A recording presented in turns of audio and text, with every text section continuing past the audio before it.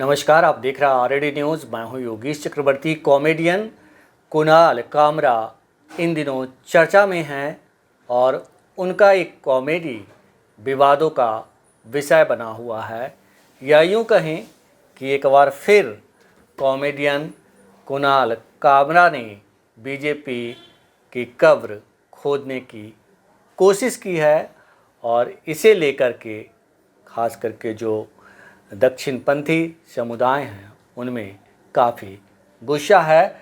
हमारे साथ x IPS अधिकारी अमिताभ दास जी हैं। आइए इनसे समझते हैं कॉमेडियन कुणाल कामरा के खिलाफ बीजेपी और उनके सहयोगी दलों के नेता क्यों आग बबूला हैं। सर, कॉमेडियन कुणाल कामरा जो इन दिनों चर्चा में है, कैसे देखते हैं आप उनके पूरे प्रकरण को? देखिए, ये जो कुणाल कामरा है ये हिंदुस्तान के बड़े कॉमेडियन में इनकी गिनती होती है। कॉमेडियन जिसको हिंदी में हास्य कलाकार कहते हैं।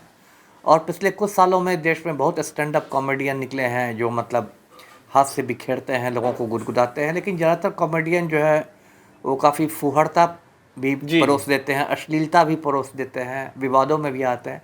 लेकिन उस हिसाब से कुणाल कामरा का मैं भी दिखता रहता हूँ इनकी कॉमेडी। ये काफ़ी ऊंचे स्तर की कॉमेडी करते हैं और बहुत शेर दिल वाले आदमी हैं और बड़े बड़े नेताओं पर मतलब व्यंग्य बाण चलाते हैं।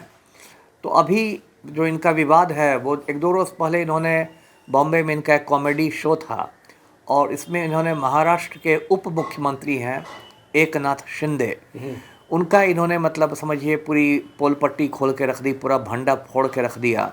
और एकनाथ शिंदे के बारे में दर्शकों को बताऊं कि ये शिवसेना में था और ये पहले ऑटो चलाते थे, टेम्पो चलाते थे, बाद में राजनीति में आए, शिवसेना में थे और कुछ साल पहले इन्होंने शिवसेना को तोड़ दिया और उद्धव ठाकरे का साथ छोड़ के ये चले आए भाजपा के साथ और थोड़े समय तक वहाँ के मुख्यमंत्री भी रहे। लेकिन इस बार के चुनाव के बाद इनका थोड़ा डिमोशन हो गया और अब ये उप मुख्यमंत्री हैं। तो इसी का मजाक उड़ाया था कुणाल कामरा ने और इनको बार बार रिक्शा वाला कहा था, क्योंकि दुनिया जानती है कि ऑटो रिक्शा चलाते थे, और कहा कि ये गद्दार हैं। और उन्होंने मजाक उड़ाते कहा कि इन्होंने तो एकनाथ शिंदे ने दूसरे का मतलब बाप चुरा लिया। वो व्यंग इस मामले में था कि उद्धव ठाकरे के पिता बाल ठाकरे थे, शिवसेना के संस्थापक, और अब और उद्धव ठाकरे कहते थे कि मैं अपने पिताजी की विरासत संभाल रहा हूँ, लेकिन अब एकनाथ शिंदे कहते हैं कि मैं बाल ठाकरे की विरासत संभाल रहा हूँ। तो उसी पर कुणाल कामरा ने तंज कसा कि ये तो बाप चुराने वाले आदमी हैं। और अब सोशल मीडिया का ज़माना है तो जो वीडियो उनका था देखते देखते वायरल हो गया लाखों लोगों के मोबाइल में और बहुत फजीहत हो गई एकनाथ शिंदे की। तो उसका पूरी जो भाजपा है, शिवसेना है, वहाँ महाराष्ट्र में इनकी सरकार है, वो एकदम बौखला गई है। और बौखलाहट में क्या हुआ कि एक तो बहुत सारे उल्टे सीधे उन पर मुकदमे किए गए उल्टी सीधी धाराओं में। और जिस जगह इन्होंने किया था की थी कॉमेडी, शूटिंग हुई थी, हैबिटेट स्टूडियो नाम है उसका। और बम्बई में एक यूनिक कॉन्टिनेंटल होटल है, उसी का एक हिस्सा है हैबिटेट स्टूडियो। वहाँ जाके बुलडोजर ने, बॉम्बे नगर निगम के बुलडोजर ने उसका एक हिस्सा तोड़ दिया है और कहा है कि ये निर्माण संबंधी नियमों का पालन नहीं किया गया था। अब ये टाइमिंग की बात है, यदि पालन सच में नहीं किया गया था तो इतने दिनों तक किस कुंभकर्ण की निद्रा में नगर निगम सोए हुए था। पहले ये काम होना चाहिए। जब एकनाथ शिंदे को नंगा किया गया है तब आपको निर्माण संबंधी नियम याद आए हैं। तो कुल मिलाकर ये डराने धमकाने की एक कोशिश हो रही है। और उसने, कुणाल कामरा, मैंने कहा कि शेर दिल वाला आदमी है, उसने कहा कि मैं भीड़ के डर से बिस्तर में छिपने वाला आदमी नहीं हूँ और मैं कानून का सम्मान करता हूँ। और देश का एक बहुत बड़ा तबका है जो कुणाल कामरा के समर्थन में खड़ा हो गया। उन लोगों ने कहा कि इस देश में, और मैं भी खड़ा हूँ कुणाल कामरा के समर्थन में, क्योंकि जो भारत का संविधान है जो इस वक्त मेरे हाथ में है, ये हर भारतीय नागरिक को अभिव्यक्ति की स्वतंत्रता देता है। जी बिल्कुल। धारा 19 है, आर्टिकल 19, वो फ्रीडम ऑफ एक्सप्रेशन देता है और वो हर भारतीय नागरिक का मौलिक अधिकार है। उसको एकनाथ शिंदे का परदादा भी नहीं छीन सकता है, देवेंद्र फडणवीस का परदादा भी नहीं छीन सकता है। और जो भी कुणाल कामरा ने कहा, उन्होंने शांतिपूर्ण तरीके से कहा, कोई उन्होंने हिंसा का सहारा नहीं लिया। और उन्होंने एक व्यंग्य कसा जो व्यंग्य काफ़ी हद तक सही था, और इस पर बुलडोजर से तोड़वा देना और उनको मौत की धमकियाँ देना। फिर शिवसेना के गुंडों ने जाकर, ये तो वही हुआ सर कि एक तरह से पावर का मिसयूज करना। बिल्कुल, कि अगर आप बिल्कुल गुंडागर्दी है, विशुद्ध गुंडागर्दी है। और देखिए ये जो मतलब गिरोह है भाजपा और शिवसेना वाला जो गिरोह है, मैं तो इसको गिरोह ही कहता हूँ। ये लोग भारतवर्ष को भी उत्तर कोरिया बनाना चाहते हैं। जैसे उत्तर कोरिया है ना, नॉर्थ कोरिया, वहाँ एक पागल तानाशाह है किम जोंग उन। जी जी। तो वो ऐसे ही पागलपन में काम करता है। उसके फूफा एक मीटिंग में झपकी लेने लगे तो उसने अपने फूफा को मौत के घाट उतरवा दिया। तो ये जो दक्षिणपंथी गिरोह है नरेंद्र मोदी और इन लोग का, ये लोग भारतवर्ष को भी एक इसी तरह का बना के रखना चाहता है, खौफजदा सबको रखना चाहता है तानाशाह का। हाँ, तानाशाह का, कि कोई हमारे खिलाफ कुछ नहीं बोले, लोग डर के रहे। कुछ हमारे के खिलाफ बोलोगे तो बुलडोजर चला देंगे। बड़े बड़े माफिया इस देश में खुल्लम खुल्ला घूम रहे हैं, उनके घर पर बुलडोजर जाने की किसी को औकात नहीं है। गौतम अडानी ने मोदी के साथ मिलकर पूरे हिंदुस्तान को लूट लिया है। जी जी। अडानी के घर बुलडोजर का रुख कभी नहीं होगा। लेकिन एक कॉमेडियन उस पर बुलडोजर चला के आप उसको डराना चाह रहे हैं, तो देखिए मैं ये कहता हूँ कि ये सबसे उल्टा दांव पड़ जाएगा। और ऐसे भी भाजपा बहुत, शिवसेना वाले दंगा हो ही चुके हैं और अब तो उनका चरित्र सामने आ गया है कि खुद वो राहुल गांधी का पप्पू पप्पू करके मजाक उड़ाते हैं, लेकिन जब उनका मजाक उड़ जाता है तो वो आपे से बाहर हो जाते हैं और गुंडागर्दी पर उतारू हो जाते हैं और कुर्सी टेबल तोड़ने लगते हैं, बिल्कुल, जिस तरह हत्या से की धमकियां देने लगते सर, हैं। जिस तरह जी। से आपको पता ही होगा, आप इतने सीनियर व्यक्ति हैं कि जिस जी। तरह से अमित शाह और पीएम मोदी पर कई जी जी सवाल उठते रहे हैं बिल्कुल। और कई बार खुद अमित शाह जी को जेल में रहना जी पड़ा जी, है। तड़ीपार की उपाधि हो गई है, सुप्रीम कोर्ट ने तड़ीपार कर दिया था। जी ऐसे में मतलब जिस तरह से अभी का जो दौर है, उस दौर में एक तरह से कहें तो पूरा तानाशाही है इंडिया में। बिल्कुल, आप कह सकते हैं अघोषित आपातकाल कहा जाता है ना। मतलब कहने के लिए आपातकाल की घोषणा नहीं हुई है, कहने के लिए इमरजेंसी की घोषणा नहीं हुई है, लेकिन देश में अघोषित आपातकाल की स्थिति है। कोई आदमी मोदी को क्रिटिसाइज करेगा तो उसके घर ईडी पहुंच जाएगी, ईडी का नोटिस चला जाएगा। कोई आदमी, मिस्टर संजीव भट्ट आईपीएस थे गुजरात के सीनियर, उन्होंने मोदी की पोल खोल दी कि उन्होंने गुजरात का दंगा करवाया है, तो मिस्टर संजीव भट्ट को आईपीएस से बर्खास्त कर दिया गया। एक झूठे मामले में फंसा के 30 साल के कैद की सजा दे दी गई। अभी राहुल गांधी को फंसाने की 2-3 साल पहले कोशिश हुई थी, लोकसभा से बाहर कर दिया गया था, डिस्क्वालीफाई कर दिया गया था। कोई कुछ बोलता है तो उस पर यूएपीए के तहत केस हो जाता है, राष्ट्रीय सुरक्षा अधिनियम का दुरुपयोग होता है। तो ये सब एक मतलब आप क्या कह सकते हैं, सत्ता का नशा है और उसके तहत गुंडागर्दी हो रही है। लेकिन यही है कि ये कोई सत्ता अस्थाई चीज़ नहीं होती है। बड़े बड़े तानाशाह मिट्टी में मिल गए, सद्दाम हुसैन हो, कर्नल गद्दाफी हो, तो नरेंद्र मोदी किस खेत की मूली है, सबका जो कॉमेडियन कुणाल कामरा ने जो कॉमेडी की और जी, जो जी। उनकी पोल पट्टी खोली एकनाथ शिंदे की, जी जी तो उनको इस बात को लेकर मिर्ची लगी कि हमें कैसे एक ऑटो रिक्शा वाला कह दिया। ऑटो, बस ऑटो रिक्शा वाला ही नहीं कहा, बट वो तो कहा ही, साथ साथ वो गद्दार भी कहा, पर बाप छुड़ाने का भी आरोप लगाया। जी, जी। मतलब आपको कहीं का नहीं छोड़ा, है ना। तो ये तो देखिए ठीक है, जनतंत्र है, यदि आपने ये किया है तो वो सुनने के लिए तैयार रहिए। ये उत्तर कोरिया थोड़े है। तो इस तरह से ये लोग कर, देखिए मुझे याद आ रहा था कि एक जो दुनिया के सबसे महानतम कॉमेडियन माने जाते इतिहास में, चार्ली चैपलिन, जी जी जी, है ना। तो चार्ली चैपलिन ने हिटलर पर एक फिल्म बनाई थी द्वितीय विश्व युद्ध के दौरान, द ग्रेट डिक्टेटर।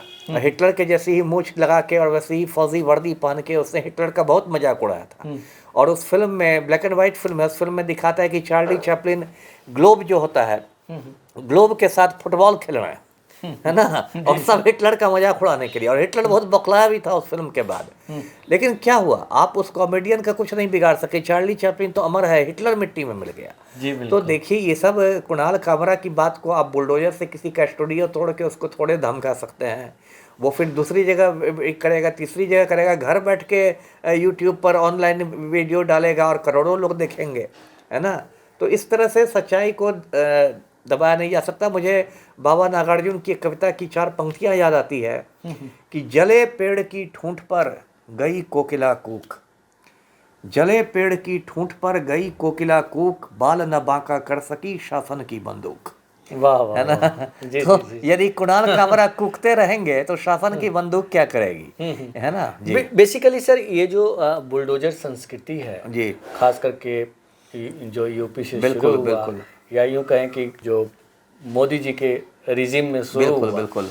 ये बुलडोजर संस्कृति जो है सिर्फ इसलिए शुरू की गई ताकि कोई जो है अपनी आवाज़ बिल्कुल बुलंद ना कर ये सके। डराने धमकाने के लिए किया गया। देखिए बड़े बड़े अब अभी देखिए दिल्ली में एक हाई कोर्ट जस्टिस के यहाँ करोड़ों का पहाड़ मिला है नोटों का। जी कोई यशवंत वर्मा है विद्वान न्यायाधीश, इतने विद्वान है कि करोड़ों का पहाड़ बना लिया है नोटों का। तो उनके घर तो बुलडोजर नहीं जाएगा, लेकिन यदि कोई गरीब मुसलमान कोई छोटी सी भी गलती कर देगा या नहीं भी गलती करेगा तो उस गरीब मुसलमान का खपरेल का घर तोड़ने के लिए 100 बुलडोजर पहुंच जाएंगे।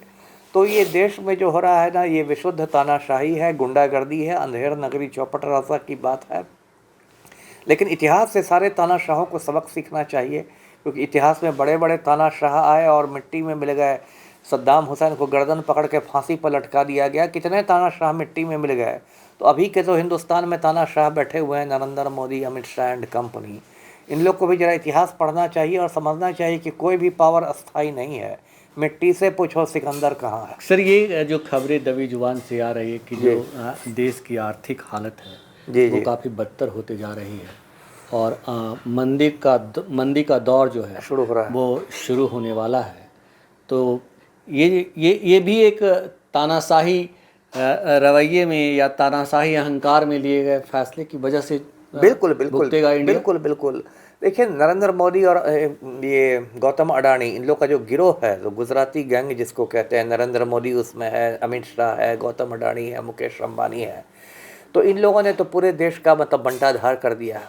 कहते हैं हम दो हमारे दो वाली सरकार है, 2 गुजराती देश को बेच रहे हैं, 2 गुजराती देश को खरीद रहे हैं, हम दो हमारे दो है।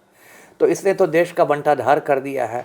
अब ऐसा तो हिंदुस्तान के इतिहास से पहली बार हुआ कि प्रधानमंत्री कोई पूंजीपति को लेकर अपने साथ विदेश जाता है और ऑस्ट्रेलिया में उसको कोयला खदान दिलवा देता है, बांग्लादेश में बिजली घर दिलवा देता है, श्रीलंका में बंदरगाह दिलवा देता है, वो भी भारतीय बैंक से लोन दिलवाकर। अरुंधति को बुला लेता है। अरुंधति भट्टाचार्य को स्टेट बैंक की चेयरपर्सन थी। वो फोटो काफ़ी वायरल हुआ था, ऑस्ट्रेलिया में ब्रेकफास्ट करते हुए नरेंद्र मोदी बैठा है ब्रेकफास्ट टेबल पर, गौतम अडानी, अरुंधति भट्टाचार्य, और उससे हज़ारों करोड़ रुपया स्टेट बैंक का लोन दिलवा देता है। तो प्रधानमंत्री बिल्कुल एक पूंजीपति का दलाल होकर काम कर रहे हैं। और देखिए अर्थव्यवस्था की क्या हालत है। अब तो देखिए 1 अमेरिकन डॉलर 86 रुपये के बराबर हो गया। इतना कमज़ोर रुपया कभी इतिहास में नहीं हुआ था। मनमोहन सिंह के समय 1 अमेरिकन डॉलर 65 रुपये के बराबर था। और ये ताना देते थे, तो ये ताना देते थे नरेंद्र मोदी की करेंसी उसी देश का गिरता है जिस देश का प्रधानमंत्री गिरा होता है।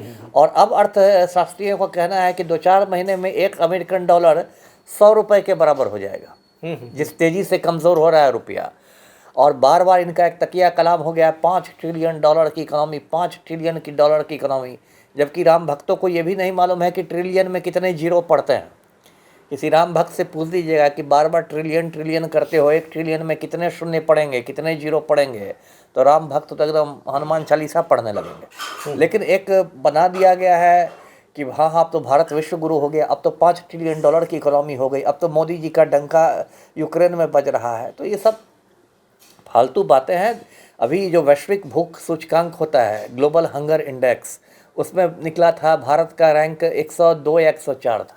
मतलब दुनिया के सबसे भूखे देशों में हमारा हिंदुस्तान है, जहाँ एक आम हिंदुस्तानी को 2 बार का खाना नहीं मिला, 2 जून की रोटी नहीं मिल रही है। अब मोदी जी एकदम काजू की रोटी और मशरूम की सब्जी दबा रहे हैं।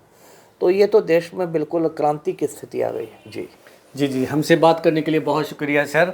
तो ये थे एक्स IPS अधिकारी अमिताभ दास जी, जिन्होंने साफ तौर पे कहा कि कॉमेडियन कुणाल कामरा ने बीजेपी और उनके सहयोगियों की कब्र ही नहीं खोदी, बल्कि एक तरह से उन्हें नंगा कर दिया, उनकी सच्चाई दुनिया के सामने ला दिया। इससे बौखला कर जिस स्टूडियो में जो कॉमेडी शूट हुई थी वहाँ पे बुलडोज़र चलाया गया। तो ये है हिंदू राष्ट्र और हिंदू संस्कृति वाली सरकार। फ़िलहाल इतना ही। आप हमें फेसबुक पर फॉलो करें, यूट्यूब पर सब्सक्राइब करें, लाइक करें, शेयर करें और कमेंट्स कर अपना महत्वपूर्ण विचार और सुझाव ज़रूर दें। धन्यवाद।